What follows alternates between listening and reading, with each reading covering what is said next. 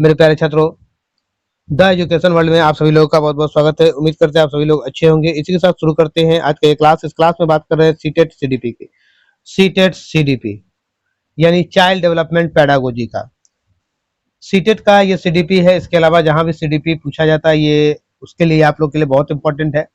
तो मेरे प्यारे छात्र, आप देख रहे होंगे ये बाइलिंगुअल है। सबसे पहले ऊपर में लिखा हुआ बाइलिंगुअल और ये लिखा हुआ सचिन एकेडमी सर। हाँ, आप लोग ठीक समझे, ये सचिन सर का ही जो बुक, ये सचिन सर का ये बुक है। और देख रहे होंगे चाइल्ड डेवलपमेंट पेडागोजी यानी बाल विकास एवं शिक्षा शास्त्र है।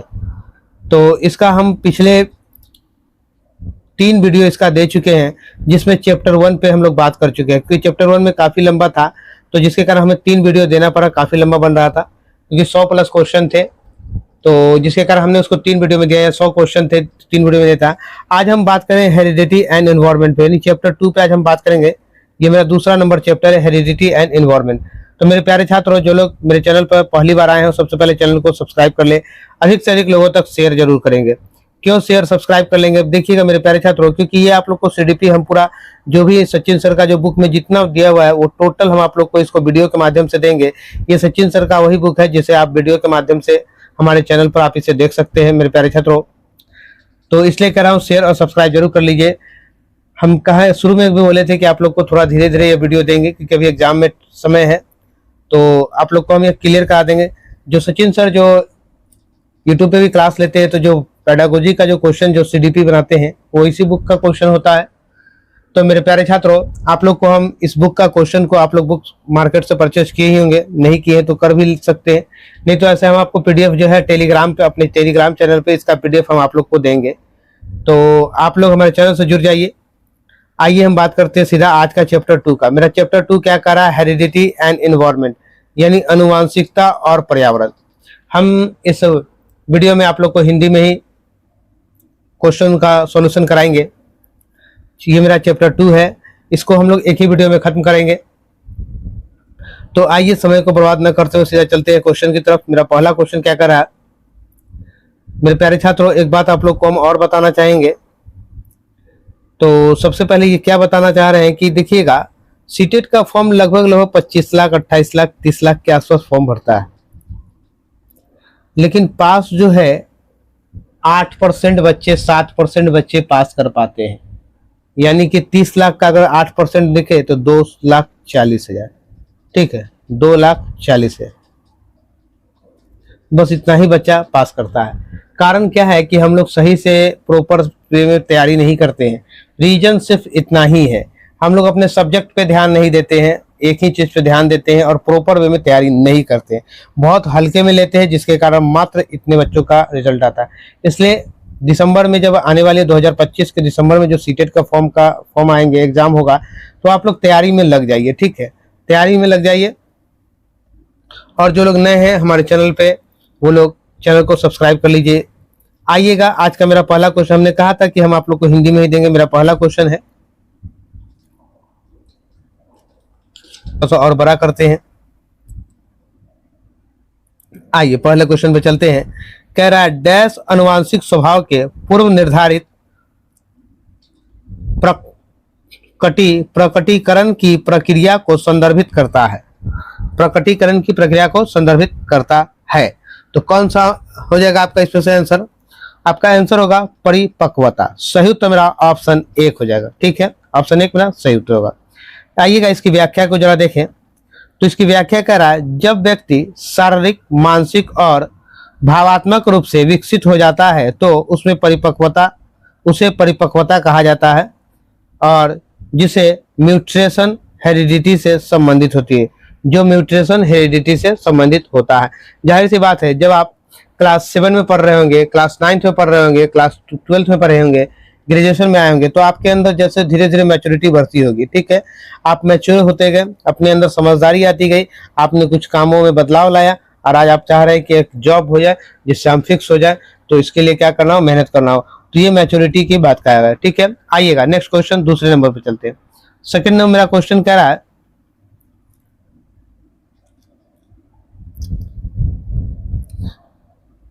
आइएगा मेरा सेकंड नंबर क्वेश्चन है ये, निम्नलिखित में कौन सा केवल वंशानुगत कारकों से निर्धारित होता है? वंशानुगत कारकों से निर्धारित होता है। तो ये आपसे पूछा वो कौन सा होगा, तो ये मेरा होगा आंखों का रंग। सही उत्तर ऑप्शन 1 हो जाएगा। मेरा सही उत्तर क्या होगा, ऑप्शन 1 होगा, आंखों का रंग। ठीक है, चलिए इसका जो डिफिनीशन देख लेते हैं। तो डिफिनीशन कह रहा है आंखों का रंग आंखों में मौजूद मेलानिन की मात्रा द्वारा निर्धारित होता है। ठीक है, निर्धारित होता है। वंशानुक्रम में आंखों के रंग का निर्धारण विभिन्न जीन्स के माध्यम से होता है, जीन्स के माध्यम से होता है। ठीक है, जीन के माध्यम से होता है। ठीक है, आइएगा तीसरा क्वेश्चन।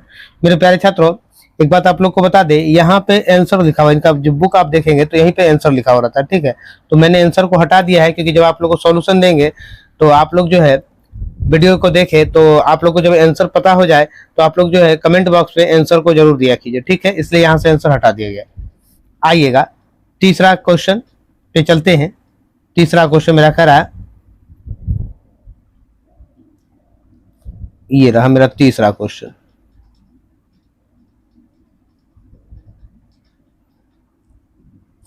आनुवंशिकता और वातावरण के विकास पर प्रभाव के संदर्भ में निम्नलिखित में कौन सा कथन सही है। कौन सा कथन सही है ये आपको बताना है। तो इसमें कहा जा रहा है आनुवंशिकता और वातावरण दोनों ही एक जटिल रूप से विकास को क्या करता है, प्रभावित करता है। विकास को क्या करता है, प्रभावित करता है, आपके डेवलपमेंट पे इफेक्ट डालता है। ठीक है, तो सही उत्तर मेरा ऑप्शन 4 हो जाएगा। Option 4 is right answer. आइएगा इसका जरा डिटेल्स देख ले।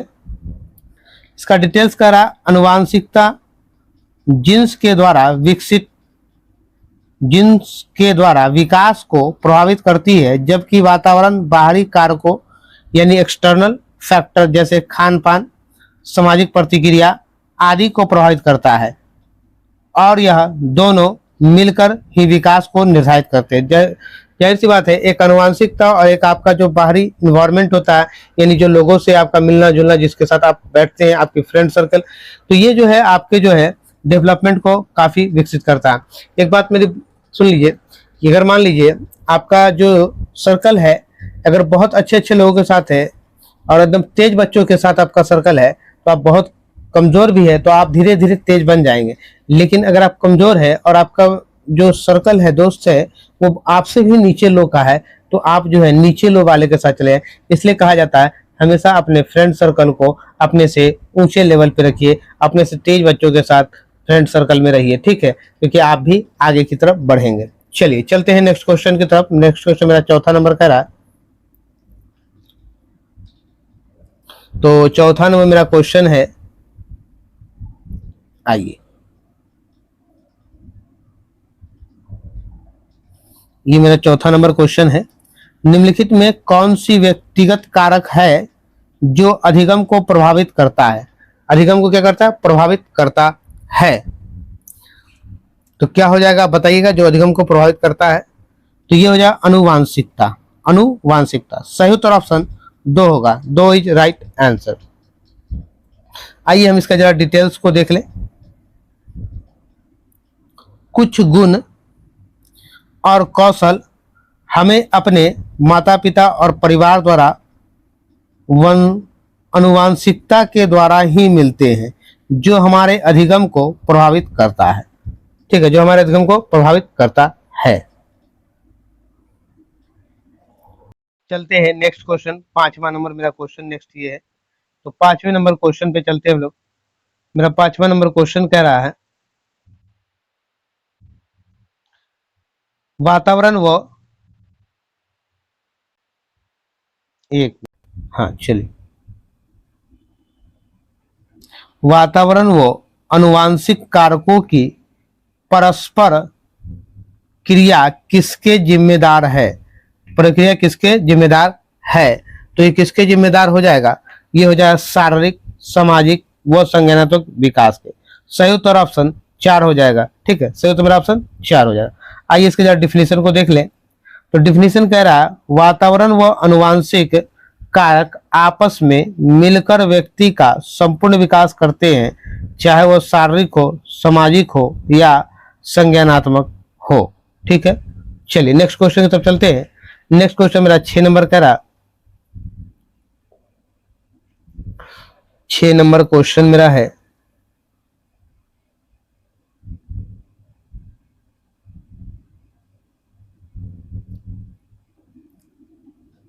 आइए छठा नंबर क्वेश्चन है, अधिगम व्यक्तिगत और पर्यावरणीय कारकों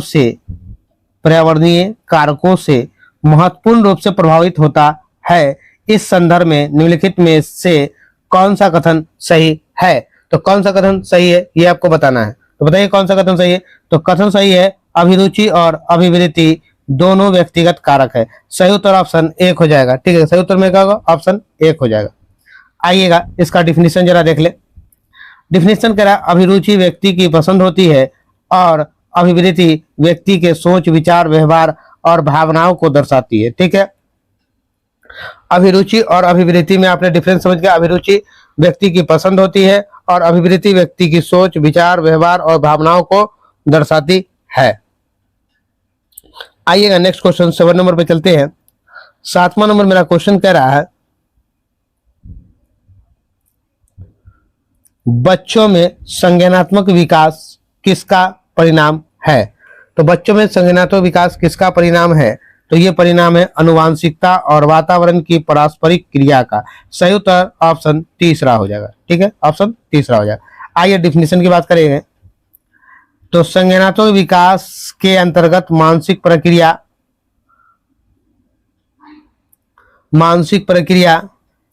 ज्ञान, सोचने की क्षमता, ये सभी आते हैं जो कि अनुवांशिकता और वातावरण के द्वारा व्यक्ति में विकसित होता है। इस व्यक्ति में क्या होता है? डेवलप होता है, विकसित होता है।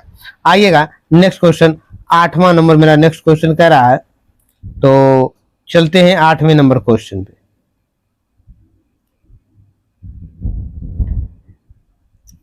आइएगा 8वां नंबर मेरा क्वेश्चन है,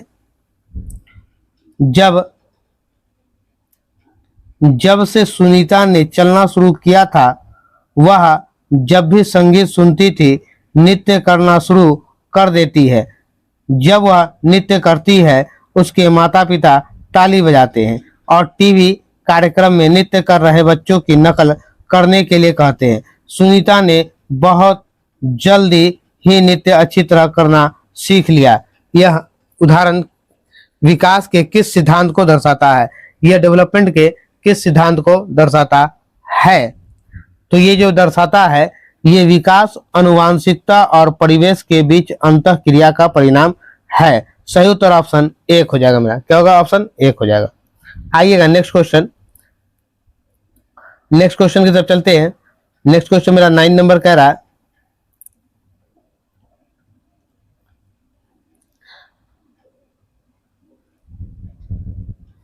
नंबर क्वेश्चन, इनमें से कौन सा पूर्णतः अनुवांशिकी द्वारा पूर्व निर्धारित होती है? अनुवांशिक द्वारा पूर्व निर्धारित होती है। क्या होती है? तो आंखों का रंग। सही उत्तर ऑप्शन 2 हो जाएगा। क्या होगा मेरा सही उत्तर? ऑप्शन 2 हो जाएगा। चलिए 10 नंबर पर चलते हैं हम लोग।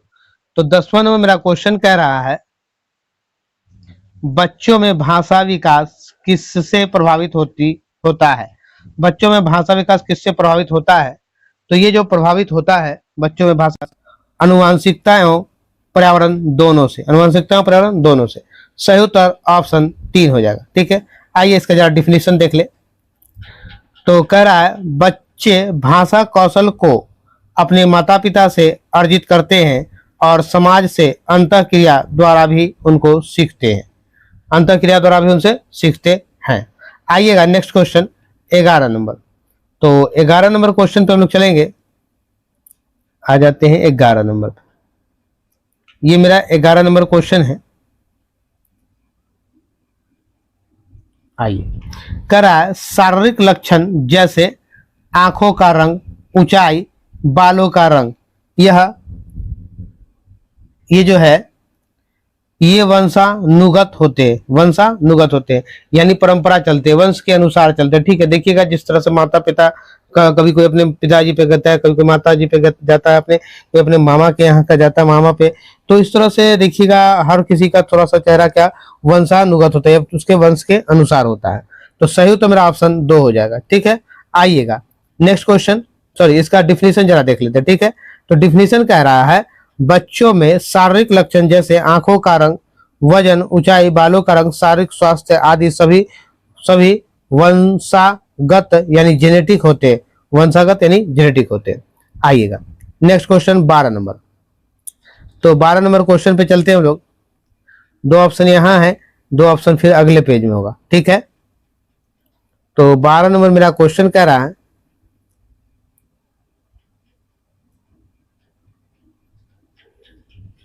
12 नंबर, चलते हैं 12 नंबर। बाल विकास में आनुवंशिकता और परिवेश की भूमिका के संबंध में निम्नलिखित में से कौन सा कथन सही है? ये आपको सही कथन बताना है, कौन सा सही होगा। तो इसका सही उत्तर जो होगा आपका, इसका आइएगा सही उत्तर आपको बताएं। तो इसका सही उत्तर जो है वो है विकास के विभिन्न क्षेत्रों में आनुवंशिकता और परिवेश के सापेक्ष प्रभाव अलग अलग होते हैं, अलग अलग होते हैं। सही उत्तर ऑप्शन 4 हो जाएगा, ठीक है। सही उत्तर मेरा ऑप्शन 4 हो जाएगा। आइए इसका जरा डिफिनीशन देख ले। तो डिफिनीशन कह रहा है आनुवंशिकता बच्चों के शारीरिक, मानसिक और व्यक्तिगत रूप से प्रभावित करती है और परिवेश जैसे समाज, स्कूल, मीडिया, यह सब बच्चों को प्रभावित करता है, ठीक है। आते हैं हम लोग 13 नंबर क्वेश्चन पे। ये मेरा 13 नंबर क्वेश्चन है। तो 30 नंबर क्वेश्चन पे चलेंगे हम लोग, जहां कथन और कारण दिया हुआ है। तो 13 नंबर क्वेश्चन के कथन कारक में चलेंगे। ये अभी कथन कर रहा है बच्चे भाषा को सीखने के लिए आनुवांशिक रूप से प्रवृत्त होते हैं एवं पर्यावरण में इनकी कोई भूमिका नहीं है। कैसे नहीं भूमिका, पर्यावरण में इनकी भूमिका कैसे नहीं होगी? तो ये तो यहीं से गलत हो गया, ठीक है। आइएगा, भाषाई विकास केवल आनुवांशिकता का ही उत्पादन है, सही विकल्प चुने। कारण भी जो कह रहा है केवल आनुवांशिकता ही कारण क्यों हो सकती है, ठीक है। तो ये मेरा हो जाएगा ए और आर दोनों गलत है। सही उत्तर मेरा ऑप्शन 4 हो जाएगा, ठीक है। ऑप्शन 4 हो जाएगा। आइएगा इसका डिफिनीशन को जरा देख ले। डिफिनीशन कह रहा है बच्चों में भाषा के विकास और पर्यावरण और आनुवांशिकता दोनों प्रभावित होते हैं। बच्चों में भाषा के विकास को पर्यावरण और आनुवांशिकता दोनों प्रभावित करते हैं। जाहिर सी बात है, बच्चों में भाषा का जब विकास होगा, उसका डेवलपमेंट होगा, तो पर्यावरण के साथ साथ उनका आनुवांशिकता, ये दोनों उसको सीखने में डिपेंड करता है। आइएगा next question 14 number. Next question क्या कह रहा है? 14 नंबर।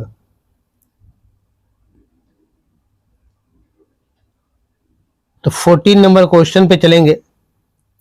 निम्नलिखित में कौन से कारक बच्चों के संपूर्ण विकास के लिए जिम्मेदार है? विकास के लिए जिम्मेदार है। तो सही उत्तर मेरा हो जाएगा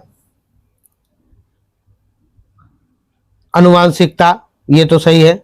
भौतिक पर्यावरण, ये भी सही है। सामाजिक परिवेश, ये भी सही है। तीनों मेरा सही हो गया। तो तीनों कहाँ आ रहा है? तो ऑप्शन 4 में आ रहा है। सही उत्तर मेरा ऑप्शन 4 हो जाएगा। Option 4 is right answer. आइएगा अगला प्रश्न 15 नंबर। पहले इसका जरा हम डिफिनीशन देख लें। बच्चों का विकास आनुवांशिकता वातावरण के बीच अंतः क्रिया का परिणाम है। जाहिर सी बात है, उसका वातावरण भी और उसका आनुवांशिक, ये दोनों जिम्मेदार है। ये दोनों उसका डेवलपमेंट में एक बहुत महत्वपूर्ण योगदान रखता है। आइएगा 15 नंबर पर। तो 15 नंबर क्वेश्चन है मेरा, कह रहा है उसका कथन देख ले। एक बच्चे के शारीरिक विकास की दिशा पूरी तरह से उनके जन्म के समय निश्चित हो जाती है। नहीं, ये तो गलत है। जन्म के समय ही निश्चित हो, ये गलत बात है। केवल आनुवांशिकता ही ऐसा एकमात्र कारक है जो बच्चों के विकास के लिए उत्तरदायी है। केवल तो ऐसे ही निगेटिव वर्ड आता है, तो केवल जब लग गया तो ऐसे ये भी नहीं होगा। तो कथन ए और कारक आर, यानी कथन और तर्क ए और आर दोनों गलत है। तो सही उत्तर मेरा हो जाएगा, आते हैं तो सही उत्तर मेरा क्या हो जाएगा? ए और आर दोनों गलत है। सही उत्तर ऑप्शन 4 हो जाएगा। 4 ही राइट आंसर। आइएगा अगला प्रश्न की तरफ चलने से पहले इसका डिफिनीशन देख ले। तो इसके डिफिनीशन कहा जा रहा है बच्चों का विकास आनुवांशिकता वातावरण दोनों प्रभावित होता है। आनुवांशिकता विकास की सीमा निर्धारित करता है और वातावरण उस सीमा में रहकर विकास के अवसर प्रदान करता है। 16 नंबर क्वेश्चन है मेरा ये। तो 16 नंबर क्वेश्चन पे चलेंगे हम लोग। कथन करा, बच्चों के विकासात्मक प्रतिमान की उपलब्धि में देरी के लिए सीधे अनुवांशिकता को जिम्मेदार ठहराया जा सकता है, गलत बात है। सीधा आप डायरेक्ट अनुवांशिकता को जिम्मेदार ठहराएंगे, गलत बात है। पर्यावरणीय कारक विकास में कोई भूमिका नहीं निभाते, ये भी गलत है। तो यहाँ 16 में कह रहा है दोनों गलत हो जाएगा। तो ए और आर दोनों गलत है। सही उत्तर ऑप्शन 4 हो जाएगा, 4 ही राइट आंसर। 1 और आर दोनों गलत है। आइएगा नेक्स्ट क्वेश्चन से पहले इसका जरा डिफिनेशन है तो देख ले। चलिए इसका डिफिनेशन नहीं है तो 17 नंबर क्वेश्चन पे आते हैं। 17 में मेरा क्वेश्चन कह रहा है, प्रत्येक बच्चों के विकास की दर, जो दर होती है प्रत्येक बच्चों की, वो किस प्रकार से होती है। अब देखते हैं, विकास की दर जो होती है गर्भधारण के समय निर्धारित हो जाती है और पर्यावरण इसमें ज्यादा भूमिका नहीं देता। गर्भधारण के समय नहीं, ये गलत है, पहला तो गलत हो गया। अनुवांशिकता और पर्यावरण की अंतःक्रिया के माध्यम से गतिशील तरीके से उभरती है। दूसरा मेरा सही है, सही तो मेरा ऑप्शन 2 हो जाएगा। ठीक है, आइए फिर से अगर भी पढ़ लेते हैं। विकासात्मक प्रतिमान को परख कर सटीक भविष्यवाणी की बात नहीं हो सकती। विकास दर की भविष्यवाणी बिल्कुल नहीं की जा सकती, क्योंकि यह इच्छा यादृच्छिक तरीके से होता है, तो ये जो है आपका सही उत्तर मेरा ऑप्शन 2 हो जाएगा, बाकी सब गलत हो जाएंगे। आइएगा नेक्स्ट क्वेश्चन की तरफ चलते हैं। नेक्स्ट क्वेश्चन मेरा 18 नंबर है। तो 18 नंबर मेरा क्वेश्चन कह रहा है,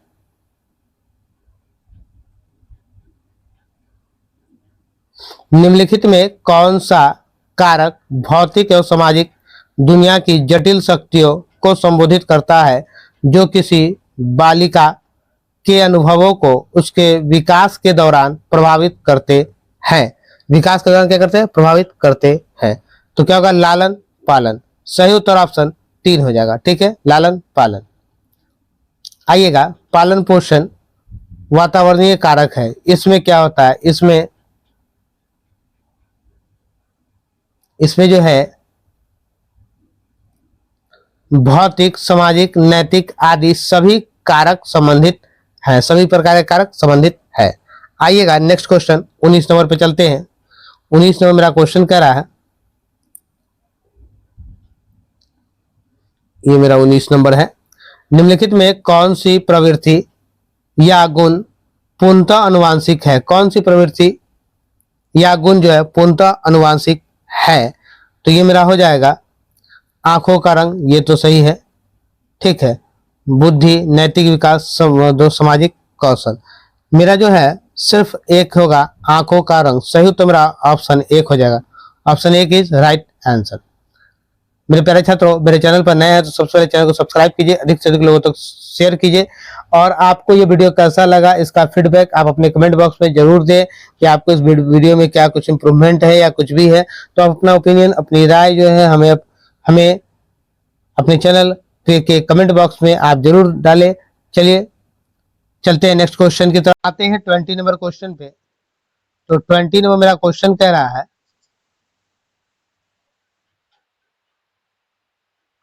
वह समय जब बच्चे वातावरण के कुछ उद्दीपन से खास तौर पर प्रभावित होते हैं, क्या कहलाता है? तो यह कहलाता है संवेदनशील काल। सही उत्तर ऑप्शन 1 हो जाएगा। 1 इज राइट आंसर। आइएगा देखिएगा, इसका जरा डिफिनीशन देख ले हम लोग।